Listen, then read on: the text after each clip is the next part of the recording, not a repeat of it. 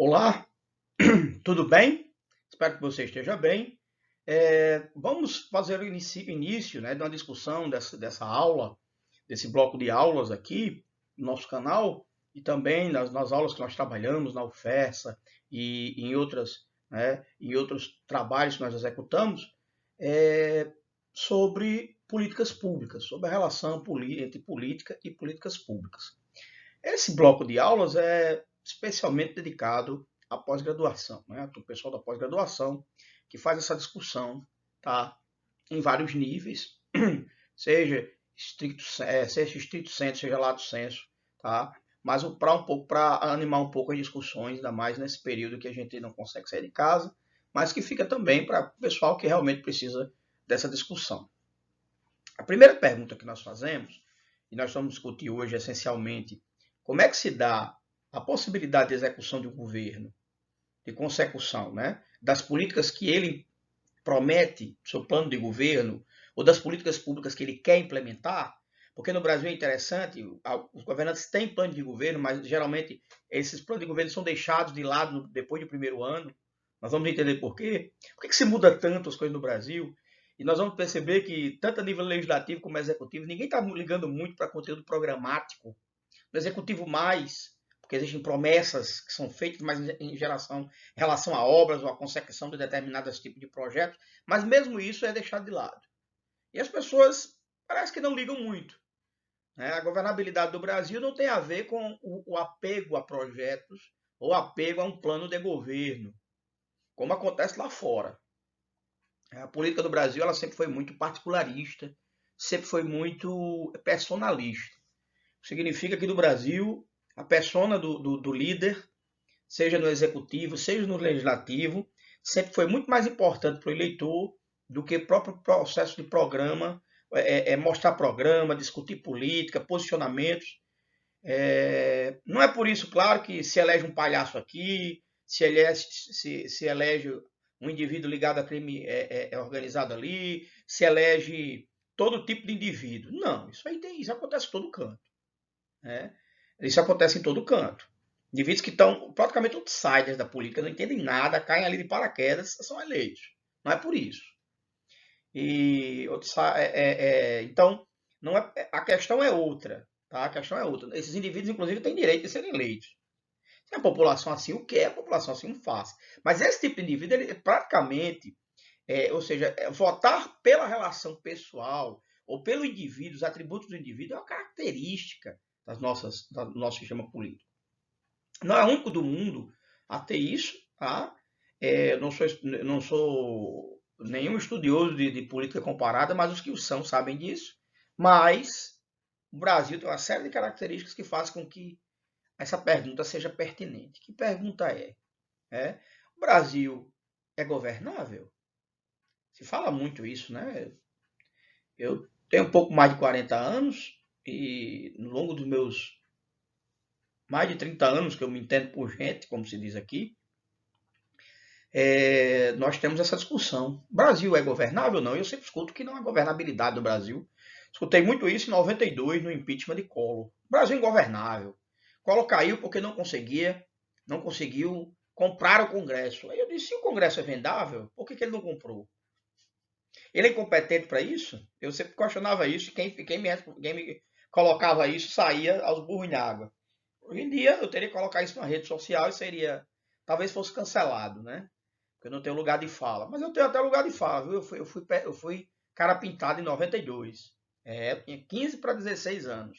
Tinha um pouco menos de 16. Tinha 15 anos exatos naquele fim de setembro de 2020. Né? Então, já estava quase 16. Então, foi meu início aí no movimento estudantil para o outro papai. Que danado meu filho está fazendo movimento estudantil. Lembre que a ditadura militar tinha terminado 7 anos antes. 7 anos é uma sombra. Foi ontem.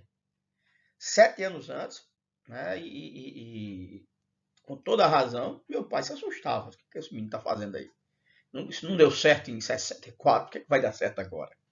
Mas interessante é que era outro mundo, era outro pacto, né? E Collor foi derrubado. Vamos depois falar mais de Collor, porque Collor tem muito a ver com o governo atual, o governo Bolsonaro. A forma como Collor trabalhou, É muito parecido com o de Bolsonaro. Não é à toa que Collor foi o único presidente, no discurso de posse de Bolsonaro, citado. O Brasil teve mais de 30 presidentes. Só um foi citado no discurso do presidente atual de posse. Foi o Fernando Collor. Um governo eivado de corrupção, mas um governo ultraconservador e que não se relacionava bem com o Congresso. O que é muito particular no caso de Bolsonaro, porque Bolsonaro foi parlamentar a vida toda. O que ele mais fez na vida dele. Ele foi parlamento. Foi um grande trabalho da vida dele. Ele passou 8 no exército, 28 no parlamento. Você me pergunta, se eu passasse 8 anos vendendo sopa e 30 anos dando aula, eu sou o quê? Professor, né? Então, mas você é sopeiro, você é o rei da sopa. Não. Então, essa história essa coisa do eu fui militar, não. Ele foi militar por 8 anos. Né? Por 8 anos. Engraçado isso. Porque ser político é uma coisa negativa no Brasil. Embora você faça disso sua vida, você faça disso sua fortuna, você faça disso o emprego de todos os seus filhos, de todas as suas ex-mulheres estão relacionadas com isso, de sua família toda está embicada ali por causa da política, mas política é uma coisa horrível. Isso é coisa do Brasil. Isso é coisa do Brasil, principalmente muito forte eu digo coisa do Brasil, porque vira e mexe essa discussão que político é ladrão, político não presta, volta. Estava presente em 55, tá? Quando Lacerda tenta derrubar Jânio Quadros. Estava muito presente em 62, no projeto parlamentarista, 61, o projeto parlamentarista que o Brasil teve, para tentar conter ou controlar Jango, interessante isso, João Goulart. Estava em 64, quando os militares derrubam, mais uma vez, um governo legítimo do Brasil. Os militares já derrubaram muitas vezes, professor, um governo legítimo no Brasil? Não.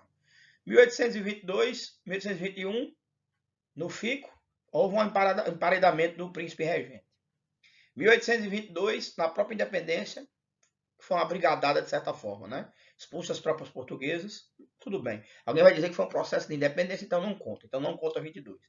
Nem vou contar 21 porque não houve golpe, foi só um emparedamento. Se eu contar os emparedamentos, então o golpe não vai. Então vamos voltar. 1831, derrubada de Dom Pedro I. Tá? A abdicação de Dom Pedro foi um golpe militar. Eu não vou contar as tentativas. Então vamos só para os golpes. 1889, derrubada de Dom Pedro II. Golpe militar. Ali foi um golpe militar. Não foi outra coisa. Teve participação do povo, revolução. Na verdade, se o povo se entendesse o que estava acontecendo, não teria deixado de derrubar a monarquia. Naquele momento, não. Hoje em dia, ninguém mais sabe o que é monarquia. Vão achar que é a volta do rei Pelé para o trono. Ou o rei Roberto Carlos, né? O Brasil é cheio de rei. Ou Xuxa, rainha dos baixinhos. Sei lá quanto rei mais tem por aí. Vamos lá. O Brasil tem uma monarquia grande. 1881, 1889. 1930, não vale as tentativas, viu, pessoal? Não vale as tentativas. 1930, Revolução de 30, foi um golpe militar. Eminentemente militar, teve participação civil, mas eminentemente militar. 1937, Estado Novo, golpe militar. 30 e 37, liderado por Getúlio. 45, derrubada de Getúlio. Já estamos em 5. É mais golpe militar. E praticamente cada golpe militar você puxa uma Constituição ao lado. Depois a gente fala sobre isso. Alguns não, intermédios não, mas outros sim. Estou em 37, tem 45, né? E 64. Eu não vou contar as tentativas. 6 golpes militares. Nós tivemos Constituição de 1824, 1891, 1934, 1937, 1946, 1963 e 1988. Nós tivemos 7 constituições. Ou seja, para cada golpe sobrevém mais uma constituição. Entenderam? Ou seja, se eu contasse a independência como golpe, eu teria 7 e 7. Mas para cada golpe sobrevém um novo modelo constitucional. Aí um novo arranjo político é feito. Toda vez que o Brasil sofre um golpe militar, tem um novo arranjo político. Toda vez que, ou seja, o Brasil é um país que ao longo dos seus quase 200 anos, seus 198 anos hoje, daqui a 2 anos, 200 anos, de vida como Estado independente, formalmente, totalmente independente, sem estar ligado a nenhum outro. Lembrando que desde 1816 o Brasil era Reino Unido de Portugal e Gales. Não, 1816 foi a aclamação do rei, né? Do rei Dom João VI, depois da morte da sua mãe, Maria I. Dona Maria I. 1818. Então, mas vamos para formalmente. 200 anos, então, como Estado independente. Pelo menos isso. Em 200 anos como Estado independente, o Brasil ele sofre altos e baixos no seu processo de liberalização, de democratização e de acesso e de discussão de como é que o governo dispõe poder, de como é que os atores e os executivos dispõem poder. Em geral, o Brasil sempre tende à centralização. Por mais que se fale do parlamento, nós vivemos numa época de maior democratização, eu digo época de 88 para cá, do que qualquer uma na história do Brasil. Do que qualquer uma. De maior participação política, de maior nível de escolaridade, de maior acesso dos indivíduos à política partidária, de maior controle das contas, aí tudo. Inclusive maior controle dos próprios acesso aos parlamentares, tudo. Nós nunca tivemos uma época como a nossa, claro. Vários fatores. A Constituição de 88 ela é única na história do Brasil. E aí, mas nós já tivemos 6 outras constituições, que até no papel deliberavam sobre democracia, mas na prática isso não acontecia. Não adianta uma lei apenas ir na prática, você precisa de cultura política para executar isso. Eu posso dizer na prática uma coisa, mas a cultura política aponta para outra, então a cultura política é mais importante. Isso acontece muito nos Estados Unidos.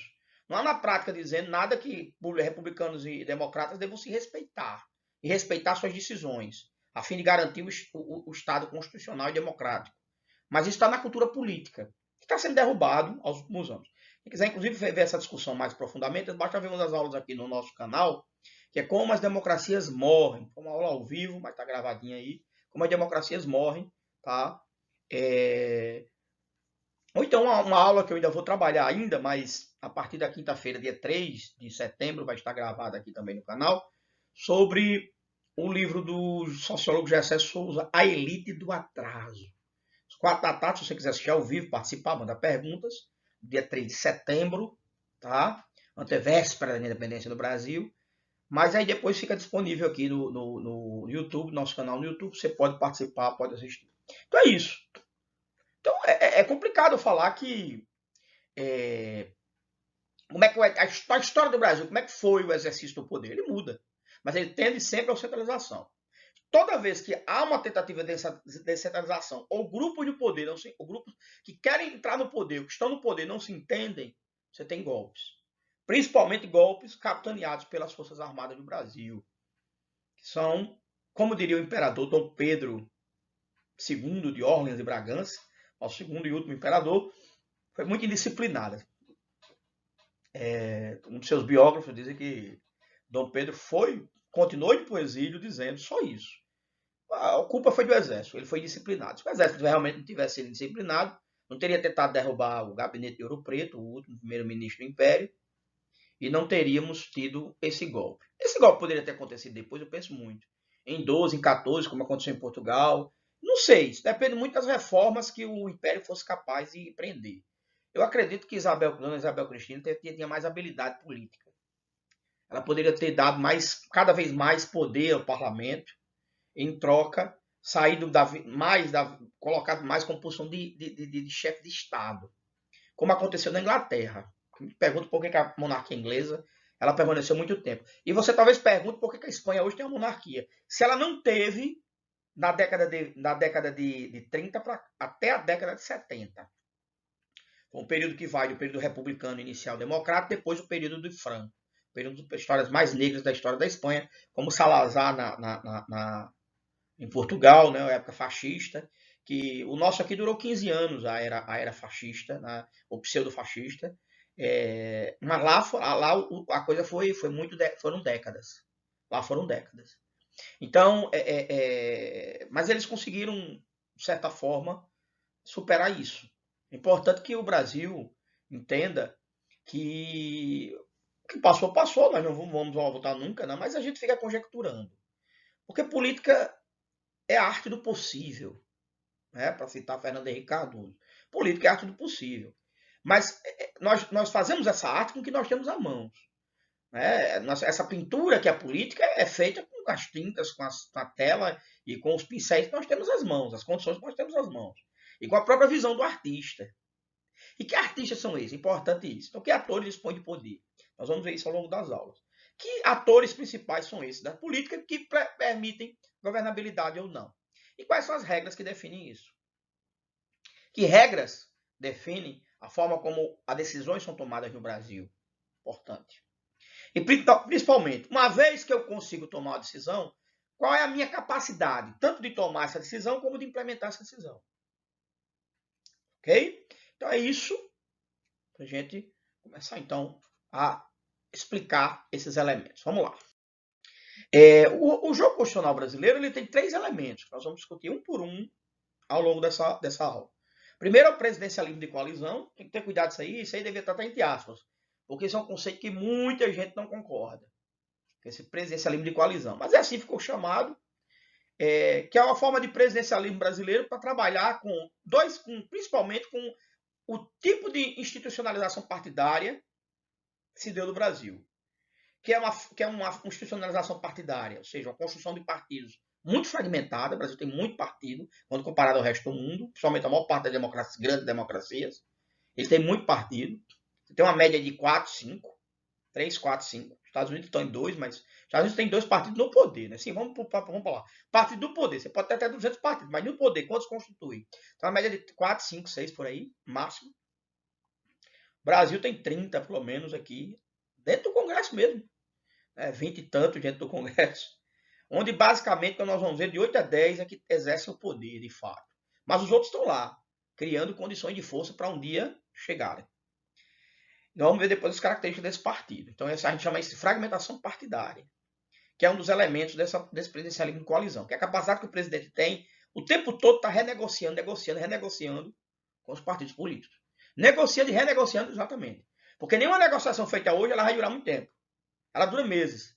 E quando o jogo muda de novo, 6 meses pelo menos, no máximo em um ano, o presidente tem que renegociar tudo de novo. Então a dança ministerial, a dança dos cargos, a dança das cadeiras acontece, e até a dança do rumo das políticas públicas. Tá bom? E o federalismo centrífugo, que é um tipo de federalismo brasileiro que se institucionaliza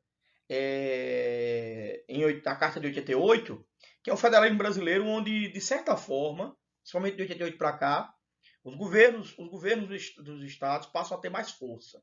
Eles não tinham tanta força, mas eles passam a ter mais força. Né? As prefeituras continuam ainda muito imberbes no Brasil, dadas até as características dos municípios brasileiros, mas as prefeituras continuam imberbes na sua capacidade de realização. Tá? Mas os governos têm muito mais capacidade de realização. Interessante, importante dizer isso. Muito mais capacidade de realização. Claro que limitado por vários fatores, mas tanto no sentido de que há questões de atribuição orçamentárias e de suas competências, que não são muito bem colocadas, como também no caso dos governos, a questão da bancada estadual, que tende a ser muito local, muito paroquial, muito regional. Por quê? Dada a fragmentação partidária também. Tá? Esse é um elemento, ou seja, o deputado está muito preocupado, e também a questão do personalismo, etc. O deputado está muito preocupado com a sua atuação local. Então, o que é que ele tende a fazer? O deputado, o senador, claro que o senador tem uma atuação estadual, mas a preocupação do Senado. Aí, uma pergunta rápida: por que o Brasil tem 2 casas? Em 1822, se escolheu, e a Carta de 1824 entrega ao imperador, imposta pelo imperador Dom Pedro I ao povo, imposta, né? A possível carta futura que estava sendo construída foi rasgada, destruída, o parlamento dissolvido, e Dom Pedro impõe uma carta que era meia-boca, um liberalismo meia-boca, com um poder moderador, que foi colocado ali para que o poder tivesse mais, que o imperador tivesse muito mais poder do que o parlamento. Se impusesse ao parlamento, pudesse fechar com mais facilidade, foi o que aconteceu, né? Aconteceu várias vezes. Então, em 1824, a Constituição de 1824, ela deliberou que o Brasil teria 2 casas. Engraçado que isso acontecia nas províncias, e com a proclamação da República manteve essas 2 casas, e também isso acontecia nos estados. As províncias viravam estados. Então você tinha o Senado, a Câmara dos Representantes, ou né, a Câmara dos Representantes e o Senado. O Senado era de indivíduos indicados pelo imperador, totalmente indicados. Os senadores eram indicados pelo seu mérito, e eram vitalício. Depois, na República, a ideia do Senado vitalício perde força, os senadores passam a ser eleitos, e o Senado se torna um poder muito mais coeso. O Senado, não só pela idade, mas pelo fato de que cada estado tem igual número de senadores. Então, toda a federação está representada por 3 senadores, cada uma com 3 senadores. O número de deputados é indicado pela população. Então, isso muda com o censo, mas desde 88 nós não temos, há quase 30 anos praticamente, eu acho que não teve alteração disso. O Rio Grande do Norte está com 8 representantes, desde que eu me entendo por gente, desde 88. Ou seja, o Rio Grande do Norte saiu já quase dobrou já a população e contou com o mesmo número de representantes. Então a dança das cadeiras tem que mudar nesse sentido, né? Claro que isso tem que ser feito um novo cálculo de deputado por população, mas isso mudaria a regra do jogo. Estados pequenos têm 8 pelo menos, até número. São Paulo tem mais de 70 deputados. Então, quem tem mais deputados tem mais força na Câmara. Logicamente, quem tem mais deputados também tem mais força no Senado.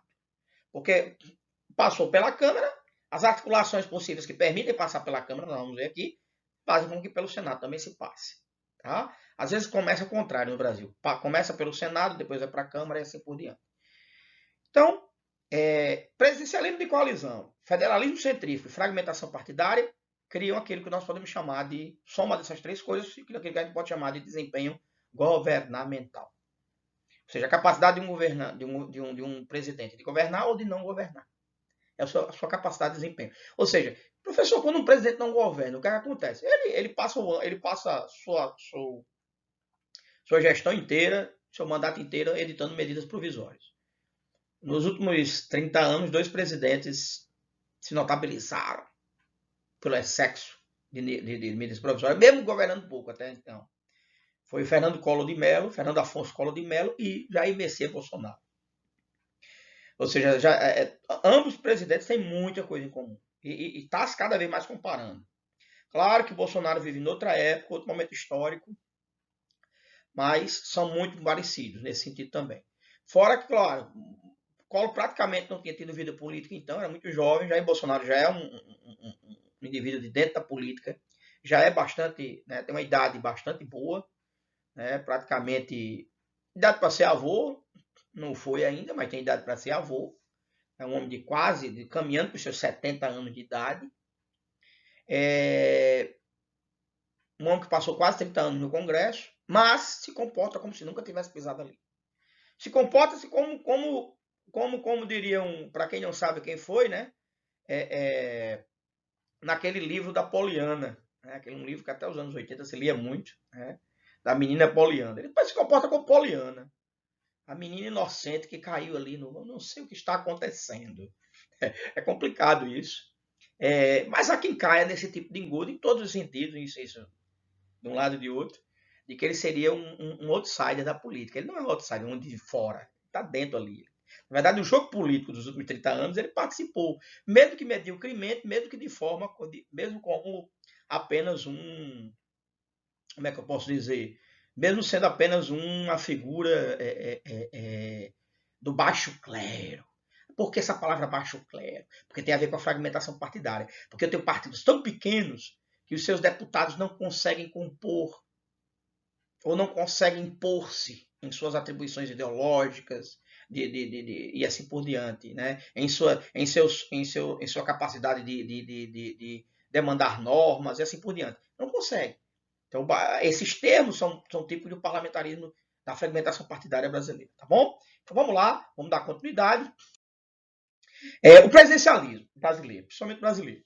Mas aspectos gerais primeiro. O presidencialismo foi criado nos Estados Unidos. Tá? Lembrando que os Estados Unidos é um país que tem a sua Constituição até hoje, a Constituição deles de 1787, mas em 1783 esse presidencialismo já estava amarrado. Quando George Washington assume o governo lá, o governo provisório, depois ele seria eleito, né? E eles constroem, né, sob a liderança de Thomas Jefferson e outros chamados pais da nação americana, eles constroem esse modelo republicano presidencialista, que é único. Só deu certo lá até hoje. Por quê? Porque nunca sofreu golpe lá. Aí tem a ver com a cultura política americana. Mas peraí, nunca sofreu golpe como? Teve uma secessão em 1860, verdade. Os estados se separaram. Divisão, guerra civil. Houveram assassinatos de vários presidentes, verdade. Sempre atribuído ao indivíduo externo. Mas pelo menos 3 presidentes que eu me lembro foram assassinados nos Estados Unidos. Tá? 3 presidentes dos Estados Unidos. Você lembra de Lincoln e de Kennedy, mas tem um terceiro que eu não estou lembrado também. Tá? Não estou com a cola aqui, desculpem, surgiu agora na cabeça. Acontece isso. Então, o presidente, ele é o chefe de governo e o chefe de Estado ao mesmo tempo. Ele concentra as duas coisas. É isso que é o presidencialismo. O que é ser chefe de Estado? Representar o Brasil a nível de Estado, Estado brasileiro. O que é o Estado brasileiro? É todo o conjunto das nações dos poderes. Ele é a rainha da Inglaterra, isso. Ele é a rainha da Inglaterra. E ao mesmo tempo ele é o primeiro-ministro. Esse é que é o presidente. O presidente ele representa o Estado, mas ele também governa. Essas duas coisas juntas nunca tinham sido pensadas até então. E foram pelos americanos. Foi uma saída inteligente dos americanos. Tanto o presidente ele é eleito, então, pelo voto popular, é voto direto ou voto indireto, dependendo do momento histórico. O Brasil teve vários momentos de voto indireto e vários momentos que o voto direto não valia nada, como, por exemplo, a República Velha. E vários momentos de voto indireto, né? A ditadura militar foi um exemplo disso. O presidente era eleito por um colégio de representantes, um colégio de delegados, que na prática era indicado pelos militares. Se os militares dissessem, esse vai ser o candidato, esse vai ganhar, o colégio era fechado, e eles, com certeza, então essa democracia de fachada que se diz que criou como é que a ditadura tem democracia, coisa do Brasil, você precisa mascarar até que, não estou fazendo ditadura, não. Mas é ditadura, tem todas as características. Não, mas é porque você está chamando, você tem preconceito, não é ditadura, não. O Brasil tem essas coisas, tá? E continua saindo os indivíduos a repetirem isso, mesmo sem olhar para os documentos, as provas históricas, as provas documentais, vídeo, áudio, todos os textos discursivos, os atos normativos, a forma como o Estado se construiu, está aí tudo para provar que o Brasil foi uma ditadura. Aí o indivíduo vem e vai, vou abrir o meu canal aqui para dizer que não é ditadura. Mas aí, tá? É complicado, amigo. Você tem que olhar porque os historiadores, em uníssono, 100% deles, só que 1% uns vão dizer que ela não foi tão dura assim, mas era dita, mas não foi tão dura assim, outros vão dizer que era mais, que realmente foi uma ditadura em todos os aspectos. Apenas as ditaduras, elas não são iguais. Você não tem um totalitarismo, obviamente. Totalitarismo é onde você não tem nem condições de ter oposição. O Brasil sempre teve oposição. Em alguns momentos, a oposição mais à esquerda foi toda destruída pelo aparato de tortura e morte. Mas em outros momentos, mas essa oposição, uma outra oposição mais central, mais centro-direita, ela sempre se manteve, ela sempre esteve aqui. Ela se acomoda, mas ela estava à espreita esperando o enfraquecimento do regime. Como acontece em todo canto. Bom? Outro ponto importante, então, é que os mandatos dos membros, tanto do Executivo como do Legislativo, são fixos. 4 anos, na média histórica do país, da República, mas em geral isso também mudava, isso muda de algumas, já foi 5 anos do presidente, tá? Mas o parlamento geralmente sempre são 4 anos. E, claro, não há dependência de confiança mútua. Embora sejam eleitos na mesma eleição, deputados, senadores e o próprio presidente, eles são absolutamente independentes, né? O Congresso, o parlamento funciona de uma forma, o presidente vai funcionar de outra lógica, embora depois a gente vai ver esse cruzamento. O presidente nomeia o seu governo. Como o primeiro-ministro nos parlamentos nomeia o seu governo, mas indivíduos que compõem a coalizão governamental, o presidente nomeia também, olhando para essa possível coalizão. Interessante isso. Ele nomeia olhando para as suas alianças. Mas o presidente só deveria colocar quadros técnicos. Então ele vai governar na casa de Poliana, lá na casa de Alice, lá no País das Maravilhas. Ele não governa? Mas ele tem que governar sozinho, ele tem que ser um ditador. Ele vai fazer o que quer. Ditaduras são situações extremas que a gente sabe para onde leva. No Brasil levou à bancarrota do país. A bancarrota que a gente está sentindo até hoje. Esse problema das contas públicas brasileiras é o problema da ditadura militar. Fez projetos megalomaníacos e isolou o Brasil do resto do planeta. Se nós caímos nessa aventura de novo, o resultado a gente já sabe qual é. É desastre econômico, desastre social e desastre humano. É isso. Não há saída, por enquanto, fora da democracia. A não ser que crie um novo regime, um sistema político aí, fora da República Democrática, nessa sociedade que a gente, nesse modelo societal que a gente vive. Até que esse modelo mude totalmente, esse modelo societal, nós temos que lutar para que ele mude. Que ótimo, mas eu acredito que as mudanças são estruturais, não individuais. Ou seja, você tem que ter um dado momento que a massa dos indivíduos elas começam a recepcionar essa mudança. Não que individualmente você não deva fazer sua parte, você deve sim. Acredito nisso. Bem, e o presidente tem poderes legislativos constitucionais. Tanto os poderes que ele exerce como presidente, como a sua capacidade de ser. Olha que interessante.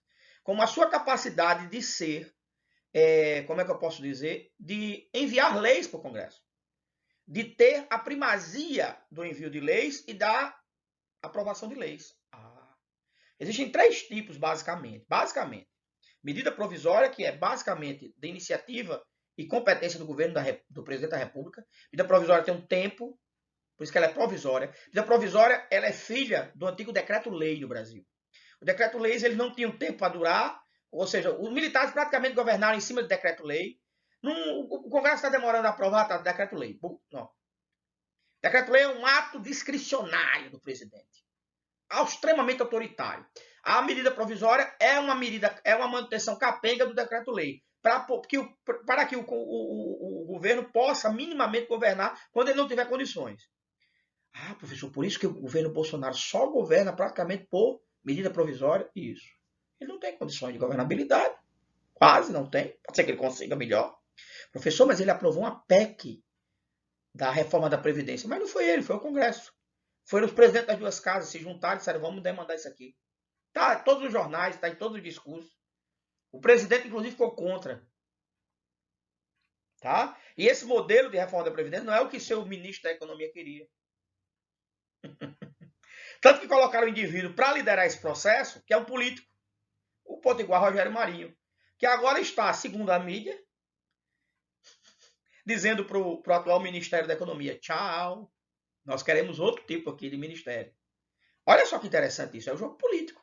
É o Congresso dizendo ao Executivo como é, que modelo que eles querem execute. Isso é possível na democracia? É.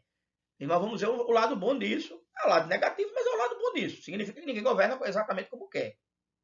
Mas é o governo... Sim, mas queira que senão são os representantes do povo brasileiro. Estão ali. Estão ali. Segundo tipo é a lei ordinária. A lei. A lei que entra no Código Civil, no Código Penal, no Código Florestal, próprios códigos, são as leis. E a outra, essa aqui depende de maioria mínima para ser aprovada. Maioria mínima no Congresso, nas 2 casas, para ser aprovada. 50% mais 1 você aprova, é fácil de aprovar. Elas têm uma abrangência muito menor. E as que têm grande abrangência são as emendas constitucionais. O Brasil é um país que, apesar de sua Constituição ter 32 anos, vai fazer 32 anos agora, em outubro, o Brasil é um país que tem mais de 100 emendas constitucionais. Nesse mesmo período de 30 anos, os Estados Unidos tinham 6 emendas à Constituição. Porque o modelo constitucional estadunidense ele é um modelo muito diferente do nosso. Ele é um modelo muito mais de interpretação da Constituição. É um modelo mais anglo-saxão, de direito consuetudinário, alguns elementos, claro. Os Estados Unidos têm normativas positivistas muito mais do que nós. Eles têm código, eles têm sistema de códigos que mudam de estado para estado, de município, inclusive de condado, que são muito complexos. Então, cuidado com essas banalizações. Vamos lá. Então, e a emenda constitucional ela tem que ser aprovada por 3/5 do Congresso. Tá? 2/3, né? 2/3 mais um pouco do Congresso. Não é 3/5, né? Mas 2/3 mais um pouquinho do Congresso. Não me lembro exatamente qual um pouquinho. Então, isso denota a emenda constitucional. É isso. A emenda constitucional ela muda a Constituição. Ela emenda a Constituição. Quando ela emenda, ela muda algum parágrafo, artigo da Constituição. Às vezes uma lei inteira. Então, isso que acontece. A última emenda constitucional aprovada, até esta aula está sendo postada, foi a emenda constitucional que garante a vigência do Fundeb, do Fundo de Educação Básica Nacional. É isso. E o presidente também tem poderes limitados pela própria Constituição. Ele pode legislar, mas ele também tem outros poderes limitados pela própria Constituição. Dito isso, dando continuidade, o presidencialismo tem um problema, mas esse problema não vem da separação de poderes, mas da forma como a lei pode ser construída. Vocês viram que o presidente pode governar sozinho por medida provisória, mas isso tem efeito muito limitado. Ele não pode legislar sobre tudo, tá? Chocou-se com lei ordinária, não pode. Chocou-se com Constituição, não pode. Então a MP, na pirâmide constitucional de Hans Kelsen, ela está abaixo. Ela está abaixo da medida provisória, ela está abaixo da lei ordinária, ela está abaixo da medida provisória. Da ideia de ordenamento jurídico. Isso, claro, depende daquilo que esteja sendo ordenado, obviamente. Então, por exemplo, você pode ter um MP sobre eleições na universidade. Não tem problema, porque isso é competência do executivo, isso não mexe com outras esferas. Mas você não pode editar um MP simplesmente sobre mudança legislativa em eleições. Não, só quem pode fazer isso é o Congresso. E aí vai. Então depende do tema que esteja sendo discutido. Porque o problema é o seguinte. O problema é que o que é que estimula a cooperação, o que é que estimula o confronto? Se o governo tem capacidade de negociar no Congresso, se ele tem um partido, ele vem de um partido forte, esse partido tem maioria, e ele agrega, ele consegue mais cooperação. Se, pelo contrário, o Congresso percebe que esse governo ele não tem um partido forte, né? Ele, pelo contrário, ao invés disso, como aconteceu ano passado, principalmente ano passado, nós vimos, o próprio presidente da República dinamitou o seu partido, base. Quando isso acontece, o Congresso olha para o partido, o parlamento olha para o presidente e diz, não tem força aqui. Então, a minha cooperação vai custar muito caro. Custa caro em termos de quê? O que o parlamento faz? Muita gente acha que o presidente dá uma malinha de dinheiro ao parlamento. Não. Isso se dá em cima da disputa de duas coisas. Cargos no Estado brasileiro, primeiro, segundo, terceiro escalão, tá? E fatias do orçamento que o deputado quer para quem? Para a sua regionalização, para o seu regional, para o seu município polo, para o seu distrito, para o seu estado. Deputados brasileiros, por causa dessa centrífuga, que é a nossa federação, esse modelo centrífugo, eles tendem a olhar para o seu local. Então, quando eles estão em disputas de orçamento, é para o seu local, para as suas demandas. Todos os deputados entram nessa. Todos os senadores entram nessa. Você pode olhar o seu senador, o seu deputado, ou o deputado senador do seu estado, e eles estão discutindo sobre fatias orçamentárias para o seu estado, para o seu município. É tudo. Bom? Então, isso é um determinante da cooperação e do confronto. Então, o presidente da República possui, como eu disse há pouco, poderes legislativos fortes, que é proativo, que é a medida provisória, e o próprio controle da agenda congressual. Ou seja, quem controla o que é que o Congresso praticamente vai discutir e demandar é o Executivo no Brasil. Quando o Congresso faz isso sozinho é porque o Executivo está inerte. Está preocupado em pescar, em passear de moto e fazer outras coisas. Tá bom? Em ficar falando na esplanada do município para 30 gatos pingados, de velhinhos e velhinhas, né? Tem muito o que fazer para estar ali. Ou ele é principalmente reativo. O presidente também pode ser reativo. Ele veta decisões legislativas. Lembrando que o veto tem limite, como a medida provisória. Por que tem limite? Porque o Congresso pode derrubar depois, numa segunda votação, né, esse veto. Ou seja, quando o presidente veta, ele está fazendo temporariamente uma possibilidade de discutir essa lei de novo. Mas o Congresso pode derrubar esse veto. E Bolsonaro tem sofrido derrubada de vetos constantes, um atrás da outra. Bom, exemplo, o caso do Fundeb, não, porque ele não pode vetar projeto de emenda constitucional. Mas em leis ordinárias, várias, ele sofreu aí derrotas. O sistema federativo forte, ou seja, o presidente precisa compor com o governo dos estados e com os grupos estaduais, as elites estaduais. Se ele não fizer isso, ele se perde. Tá bom? Ele se perde. Se as elites estaduais já forem oposição a ele pode ter uma certa animosidade. Mas ele tem que lidar com cálculo que se ele não tiver maioria, ele não governa. Ah, é por isso que o atual presidente tentou sinalizar com golpe, não governo. É isso. Agora ele está compondo com o Congresso. Porque ele viu que o golpe não ia sair. Ah, não vai sair golpe. O que é que eu faço? Peço para sair, peço renúncia, deixo o cara que está maquiando, esperando aqui a minha vez, a vez dele, o vice. Vice é uma figura importante no Brasil. Ou vou compor com o Congresso. Ah, é por isso que de meses para cá o governo tem composto com o Congresso. Isso, o governo se aproxima do Centrão, que é a ala mais fisiológica, mas na verdade vamos dizer assim, mais fluida do Congresso. É a ala mais, vamos chamar fisiológica, não, vamos chamar fluida do Congresso. Tá? E ele tem que compor com o Centrão para governar. E outro terceiro ponto importante, que é desse presidencialismo de coalizão brasileiro, é que com essa estrutura partidária, e eu coloquei fisiológico, mas amenize esse termo, amenize. Porque é muito preconceito também sobre isso. O fato de ter muitos partidos e esses partidos estarem muito fragmentados, principalmente na última eleição, que os partidos saíram muito fragmentados mesmo, mas a tendência é que esses partidos eles aumentem com o tempo, tá? Não só o partido do governo, mas os demais partidos também. Essa fragmentação, essa estrutura fragmentária partidária, ela dificulta muito qualquer composição política.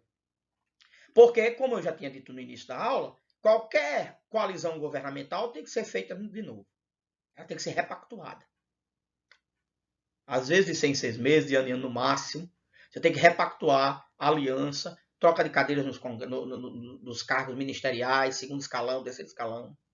É uma mudança constante do Estado brasileiro. E claro, esses cargos são fundamentais. Porque no mundo inteiro se luta por cargos. Porque é com cargo que eu exerço que eu executo a política pública. Como é que é, professor? É com cargo que eu executo a política pública. Professor, não é com projetos, não. Projeto, você tem que lembrar que às vezes nunca se fala em projeto, mas o projeto ele é demandado por cargos. É o cargo que demanda, é o cargo que está ali, é segundo escalão, principalmente segundo e primeiro escalão, que dizem que tipo de projetos vão ser executados, que tipo de política pública vai ser executada. Quem é que escolhe esse cargo? Aí é que é importante. Quando ele é feito de um acordo, de um projeto governamental, que todo mundo sabe qual é e todo mundo vai seguir, é uma coisa. Quando não tem projeto governamental, e a cada 6 meses vamos criar uma nova possibilidade para a gente se manter aqui, você tem uma bagunça terrível e não tem nenhuma demanda estratégica. E os ministros ficam sem saber o que fazer. Na verdade, os ministros estão preocupados em salvar a sua própria pele também e na próxima eleição. Estão de olho na eleição municipal e estadual que se aproxima. Porque os ministros também são políticos? Sim, sim, sim. Isso é a absoluta maioria. Absoluta maioria. Com exceções, eles não são ministros. Vocês vão ver atualmente, se você acha que não, os que não são ainda, não foram ainda deputados ou senadores, vamos ver quem é que vai se lançar a deputado e senador. Importante isso. Talvez um ou dois não. Mas a maioria sim. Porque são políticos. E são cargos. Ministérios são cargos políticos. Essa história no Brasil que inventaram que ministério é cargo técnico é uma das piores lorotas que eu já ouvi na vida, tá? Pode ser cargo técnico, mas em geral é cargo eminentemente político. E o político ele precisa saber um pouco de tudo. Ele precisa ter um conjunto de assessores que lhe digam corretamente o que fazer. Assessores que digam a verdade, como diria Maquiavel. Não fica puxando o saco. Importante isso. Simplesmente bajular não serve para um líder político. Maquiavel falava do príncipe, isso serve para qualquer líder político. Alguém tem que fazer o papel de escravo de César, tá? Dizendo a verdade. Júlio César entrava em triunfo em Roma, na Roma Antiga. Todo mundo saudando, salve, ave César, tu és o grande, tu és o Deus, tu és o grande vencedor. E seu escravo lembrava, lembra que tu és velho, lembra que tu és fraco, lembra que tu és homem, lembra que tu és careca, lembra que tu és feio. E aí vai. O escravo estava, todos bajulavam, o escravo de César estava dizendo a verdade. Alguém tem que fazer o papel do escravo de César, dessa república, senão a coisa não vai andar. Parece que a coisa é muito difícil, né? Quando os líderes eles estão tão isolados do conjunto da população, fechados numa bolha. Isso é muito mais sério hoje com as redes sociais. Estão fechados numa bolha que eles não percebem a realidade à sua volta. Mas nem sempre só hoje aconteceu. Mesmo que não havia redes sociais da internet, você tinha isso também. O federalismo centrífugo também é um elemento que contribui. Ou seja, como eu disse para vocês antes, o estabelecimento da Federação Brasileira se dá na República. Na República. Tá? Porque antes você não tinha federação, você tinha, na verdade, províncias que eram totalmente... O presidente da província era indicado pelo imperador. É interessante isso. Então, mais de 60 anos foi indicação. E os presidentes depois, eles eram eleitos, mas essa eleição ela demandou, durante a República Velha, ela acontecia muito mais para acomodação das elites locais, das oligarquias, chamadas oligarquias. Esse termo não pode mais ser usado hoje, é para a época, das oligarquias, para acomodar o seu chefe de interesse. Geralmente haviam 2 grupos oligárquicos em cada estado que disputavam esse poder. Quando essa disputa não dava certo, você tinha uma crise. Aconteceu essa crise em vários estados. Aqui no Rio Grande do Norte já teve crise. Paraíba teve crise que chegou em guerra civil. Né? Chegou a haver guerra civil. Rio Grande do Sul. E assim por diante. Tá? É importante lembrar que de vez em quando estourava uma crise. Terminava na bala mesmo. Ceará também teve crise assim. Tá? Então, o que acontece? No caso da federação, então, você tinha na República Velha esse modelo onde você elegia o governador, os deputados, eles elegiam o presidente, se elegia também o presidente, em concatenação a esse jogo de interesse que ficou chamado como República Café com Leite, principalmente os interesses das dois maiores estados, Minas Gerais e São Paulo, mas que não apenas foram deles. Com o tempo, esse modelo não funcionou mais, gera uma crise, e esse modelo foi derrubado, substituído pelo modelo que vigora após 30, que foi uma de maior centralização, chamada Era Vargas. Tanto no período constitucional, como posteriormente, você tem uma centralização muito grande, essa centralização é tão forte que ela vai até 88. Porque o regime militar, além de centralizar, o regime militar brasileiro, civil-militar, chama como quiser, ele praticamente aparelha os estados, tá? E aí, quem é que ele coloca? Elites de sua confiança. Os militares vão colocar elites de sua confiança. Vargas fez isso, os militares fizeram isso, todo mundo faz isso. Ah, mas os militares não se metiam na política. Não, eles faziam política. Quem governa faz política. Quer dar um exemplo básico? Vamos para o Rio Grande do Norte, esse estado imenso. Maravilhoso. Os militares não confiavam nas elites locais. Quem é que é representante das elites militares naquele momento? Era principalmente a família Mariz, do finado senador Dinarte Mariz de Caicó, da família de origem de Caicó, Seridó. Como eles não confiavam em Dinarte Mariz, interessante isso. O núcleo duro da revolução, da ditadura militar, eles colocam um novo ator político que vai ascender, que são os maias da Paraíba, mas cujo um dos membros já estava radicado no Rio, alguns membros já estavam radicados no Rio Grande do Norte, no Oeste, Alto Oeste, Potiguar, liderado pelo então médico, né? Pelo médico Tarcísio Maia, que será governador, o sobrinho vai ser governador, o filho vai ser governador 2 vezes, depois, etc., político, senador, que até hoje ainda tem representantes da política.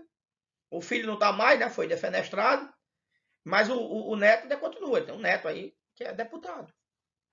Então, a oligarquia maia, isso não sou eu quem diz, isso é um estudo das maiores analistas de políticas públicas desse país, uma pessoa que eu respeito mais, professora Ilza Araújo Leão de Andrade, na sua tese de doutorado, ela mostra como é que está essa repactuação das elites na ditadura militar e como é que isso se dá a nível regional, com a ascensão dos maias no Rio Grande do Norte. Praticamente, os maias, eles têm uma pausa do seu interregno em 82, não, em 82, desculpe, eles quase perdem a eleição para Luiz Alves, ex-governador.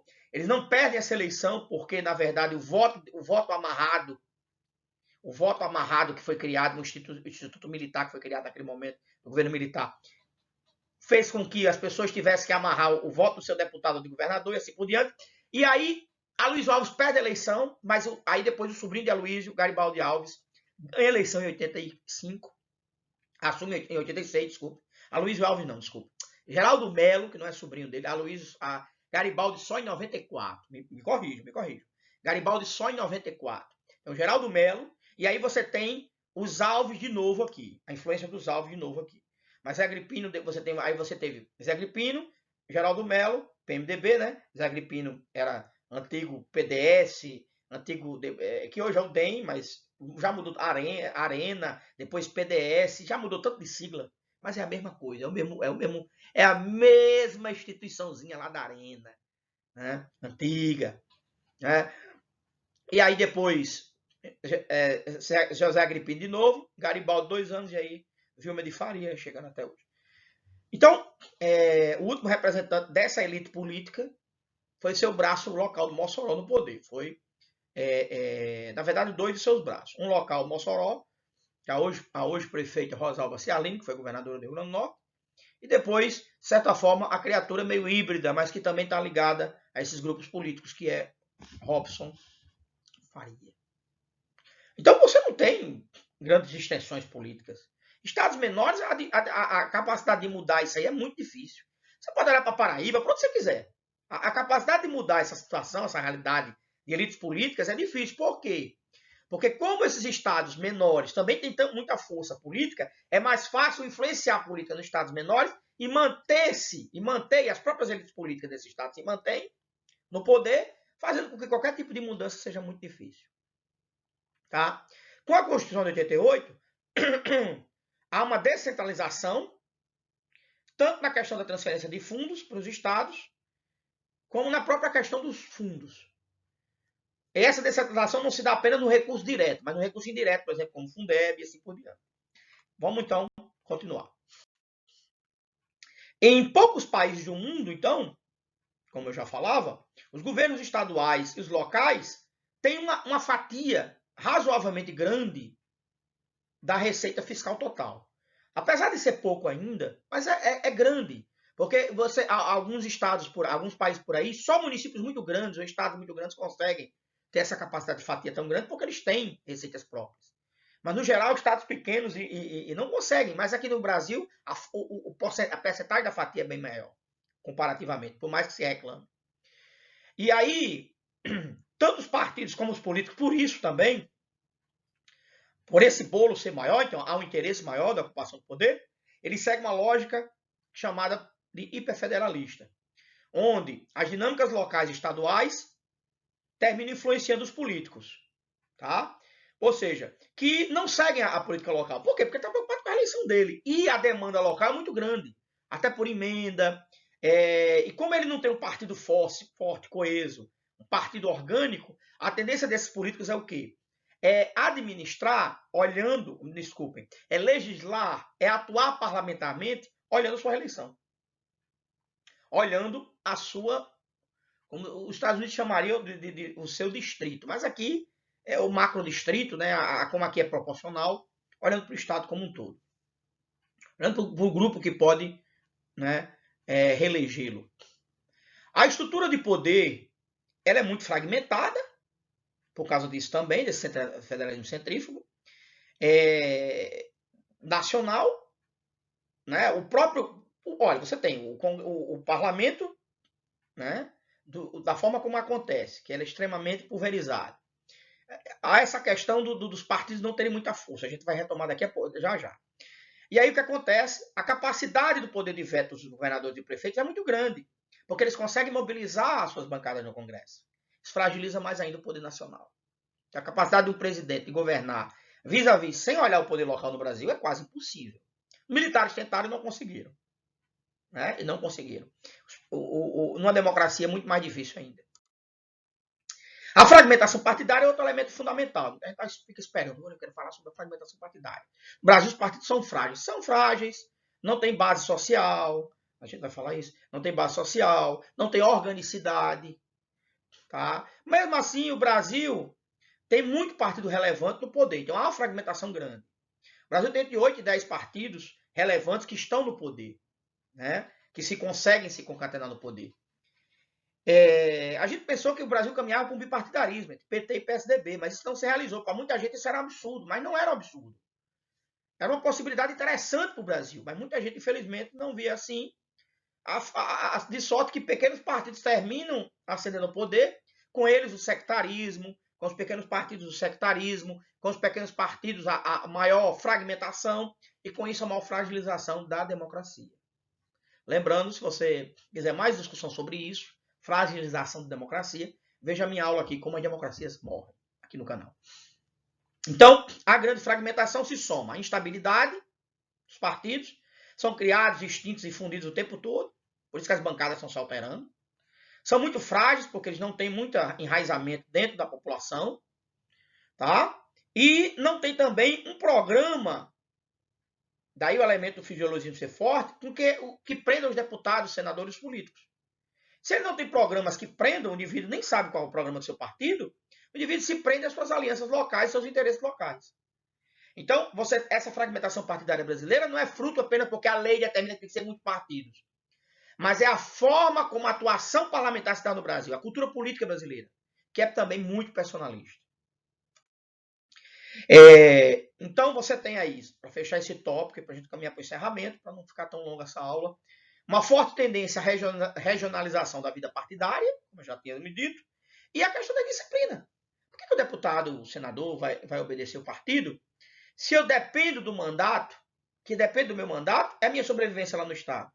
Eu preciso muito mais do meu governador, do meu chefe eleitoral local, dos meus chefes eleitorais locais, das lideranças locais, das redes sociais hoje, depende do que você vai, depende qual é a base eleitoral desse candidato, do que dos interesses nacionais. Que interesses nacionais? Eu estou preocupado na minha reprodução, da minha sobrevivência política. Tá? Mas isso é muito individualista. Não, isso é questão da forma como a cultura política se construiu. E como as instituições políticas se dão no Brasil. Tá? E aí, quais são as consequências disso, para a gente fechar a aula de hoje? Essa aula, né? Quais são as consequências disso para a governabilidade? É que a fragilidade partidária e esse federalismo centrífugo, esse maior poder dos governadores, obriga o presidente a ter que, além de formar um gabinete muito heterogêneo, ele é um gabinete incontrolável, porque cada ministro praticamente está sob interesse do seu grupo que o elegeu. Vou dar um exemplo muito simples que aconteceu, que eu vi ontem acontecer. O governo cortou a verba aí do Ministério do Meio Ambiente, e o ministro, com medo de ser preso, sei lá, de ser defenestrado, cantou isso para a mídia. Disse, olha, cortaram o dinheiro do desmatamento aí de 2020 para combater o desmatamento. Ordem do vice-presidente, ordem do próprio presidente. Aí o que é que acontece? O ministério, o ministro cantou na mídia, e a mídia, aí o que foi? O presidente voltou atrás. Professor, o ministro foi indisciplinado. Eu tenho um exemplo de indisciplina essa semana mesmo, que aconteceu com o Ministério da Economia. O ministro da Economia lançou o seu projeto aí de renda Brasil, de renda mínima no Brasil, e o presidente disse, não é esse projeto, porque esse aqui está tirando da fatia aqui desse grupo mais vulnerável, dessa classe média aqui, eu não aceito. Dá outra alternativa. E o cara lá, caladinho, foi lá fazer a dele, não sei se vai ficar calado, porque a capacidade de disciplina, até de um ministro, é muito frágil. O que é que sustenta o ministro? Não, professor, é o salário. Não esqueçam isso, o salário é bicharia. São relações de poder que estão aí. São interesses. Quem é que grupo esse ministro, este indivíduo que está ocupando aquele cargo de primeiro e segundo escalão representa? É aí você tem como é que essa política pública pode não acontecer. Os interesses do grupo. Isso. Interesse do grupo político. Quem o mantém ali, quem vão mantê-lo por mais tempo. Quem vão impulsioná-lo numa carreira para que o projeto de poder seja colocado. Isso é fundamental. Se você entender isso, você entende por que política X em tal governo nunca vai sair do canto. Aí o presidente diz que vai executar, mas não vai sair do canto. Quando você olha para a composição do governo, se você olha para a composição do Congresso, não sai do canto. Mas o presidente está mentindo? Pode estar. Não sei. Mentir não é crime no Brasil. Pelo contrário. Mentir não é só permitido, mas parece ser um atributo muito lindo. Né? Eu não estou falando da mentira artística, da mentira teatral, da mentira, não, musical, que a arte permite. Né? Você constrói uma verdade que não é verdade. No realismo fantástico de Gabriel Garcia Marques. Não. Estão falando de mentir descaradamente mesmo. Mentir o tempo todo. Aqui mentir não é crime como lá fora. Mentir, mesmo mentir sobre juramento. Pelo contrário, aqui se jura, se desjura, ninguém está aí. Né? Não há esse problema aqui no Brasil. Isso é um problema dos norte-americanos, dos ingleses, dos europeus. A gente, né, leva isso na maior. Mente descaradamente. Mentimos e mentimos mesmo. É isso. Ok? O brasileiro mente tanto que uma característica brasileira, todo mundo sabe disso. Um amigo seu passa por você e diz assim, campeão, vai ter um jantar lá em casa domingo, você pode ir? Ele diz, rapaz, eu vou fazer todo o possível para ir. O que ele está dizendo para você? Que ele não vai. Ele já está dizendo que não vai. Mas ele gosta tanto de você que ele deu essa desculpa linda. Né? Ou quando ele diz assim, pode deixar que eu vou. Ele não vai. Mas ele não se importa com você, ele só disse que vai, mas mentira. Já esqueceu que o convite que você fez. Não é assim, não? Né? É um elemento da nossa cultura. A mentira não é um grande problema para nós. Para outros povos, não. Para outros povos, são. Eles também têm outros problemas que nós não temos, claro. Não vamos colocar isso como um cavalo de batalha. Então, as estratégias de posições de partidos, embora esses partidos eles sejam membros do governo, elas seguem uma lógica distinta do governo, como eu disse a vocês, que segue as dinâmicas estaduais, eleitorais, locais. Está preocupado com sua eleição. Por isso que o Executivo e o Legislativo no Brasil estão sempre em conflito. Estão sempre em ameaça mútua. Não é só no Brasil, mas no Brasil não há uma coalizão que permaneça há muito tempo. Então, por isso que fazer ciência política no Brasil, eu tiro o chapéu da minha cabeça atualmente careca, dos professores de ciência política no Brasil, estudiosos do sistema eleitoral brasileiro, que fazem isso, porque para mim, eu não sou, estou só discutindo aqui com vocês, eu acho isso fantástico, porque é muito difícil. Por isso que analisar a política pública no Brasil é difícil, porque você não sabe se a política foi implementada ou não. Você só sabe a partir dos resultados dela. Então, toda vez que você for pensar uma política pública, vai olhar logo os resultados, senão ela não sai do papel. E aí, claro, governos fracos tendem a governar por medidas provisórias. Quando o governo não tem apoio do Congresso, ele tende a governar por medidas provisórias. E aí o que acontece? A atuação do início da aula, governo Bolsonaro. Mas Bolsonaro é um governo, então, que não consegue implementar políticas públicas. Por quê? Porque ele não consegue governar agora. Ele pode vir a governar? Pode. Ele ruma a governabilidade. Está rumando o barco bolsonarista, que faz água o tempo todo, ele está rumando para a governabilidade. Não sei se... Hoje são 29 de agosto, né? Manhã cedinho, 8, 9 da manhã, estou fazendo essa gravação, estou rompendo aqui o Shabat, porque eu tive que gravar hoje, então meus alunos não vão ter acesso como pediram. Ontem deu problema a aula, infelizmente. Você deu essa aula 2 vezes? Dei. A vantagem é que a aula de hoje é melhor. Se acontecer um problema hoje, vocês vão saber porque eu vou dizer na próxima, na outra gravação. Com certeza a gravação vai ser melhor. É isso. O e-mail da gente aí, nosso contato, e-mail. Se você tiver alguma dúvida, nos procure, tá? A gente discute mais, dá dica de texto, o que você quiser aí. Pode deixar aí comentários, bota uma hashtagzinha pergunta que a gente responde, tá bom? Obrigado pelo carinho e a gente segue até a próxima aula. Lembrando, então, 3 de setembro, 16 horas, a Elite do Atraso neste canal. Obrigado, até a próxima.